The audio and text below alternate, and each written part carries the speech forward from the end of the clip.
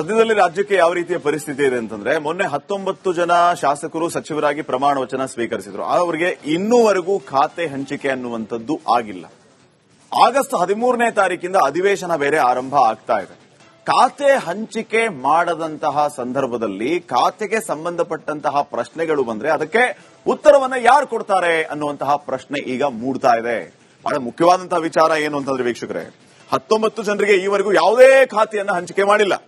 ಖಾತೆ ಇಲ್ಲದ ಸಚಿವರು ಅಧಿವೇಶನದಲ್ಲಿ ಹೇಗೆ ಪಾತ್ರ ನಿರ್ವಹಿಸಬೇಕು, ಏನ್ ಮಾಡಬೇಕು ಅನ್ನೋದು ಈಗ ಪ್ರಶ್ನೆಯಾಗಿದೆ. ಆಗಸ್ಟ್ 13ರಿಂದ ಮುಂಗಾರು ಅಧಿವೇಶನ ಆರಂಭ ಆಗುತ್ತೆ. ಸದನದಲ್ಲಿ ವಿಪಕ್ಷದ ಶಾಸಕರು ಕೇಳುವ ಇಲಾಖಾವಾರು ಪ್ರಶ್ನೆಗಳಿಗೆ ಯಾವ ಸಚಿವರು ಉತ್ತರ ನೀಡಬೇಕು ಅನ್ನೋ ಗೊಂದಲ ಇದೆ.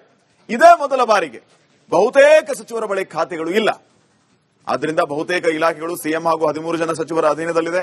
ಉಳಿದ 19 ಜನ ಸಚಿವರು ಖಾತೆಗಳು ಇಲ್ಲದೆ ಕೂರುವ ಅನಿವಾರ್ಯತೆ ಸೃಷ್ಟಿಯಾಗಿರೋದು ಇತಿಹಾಸದಲ್ಲಿ ಮೊದಲು ಅನ್ನೋ ಚರ್ಚೆ ಶುರುವಾಗಿದೆ. ವೈಚಿತ್ರ್ಯ ಅಂತ ಆರಂಭದಲ್ಲಿ ಹೇಳ್ತಾ ಇದ್ನಲ್ಲ, ಆ ರೀತಿಯ ಪರಿಸ್ಥಿತಿ ನಿರ್ಮಾಣ ಆಗಿದೆ.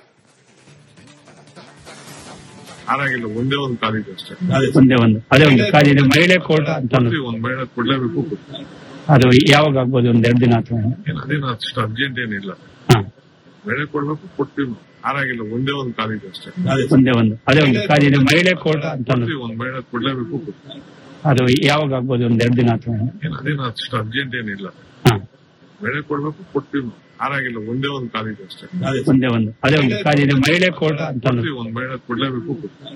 ಅದು ಯಾವಾಗ ಆಗ್ಬೋದು? ಒಂದೆರಡು ದಿನ ಅಥವಾ ಅದೇನು ಅಷ್ಟು ಅರ್ಜೆಂಟ್ ಏನಿಲ್ಲ.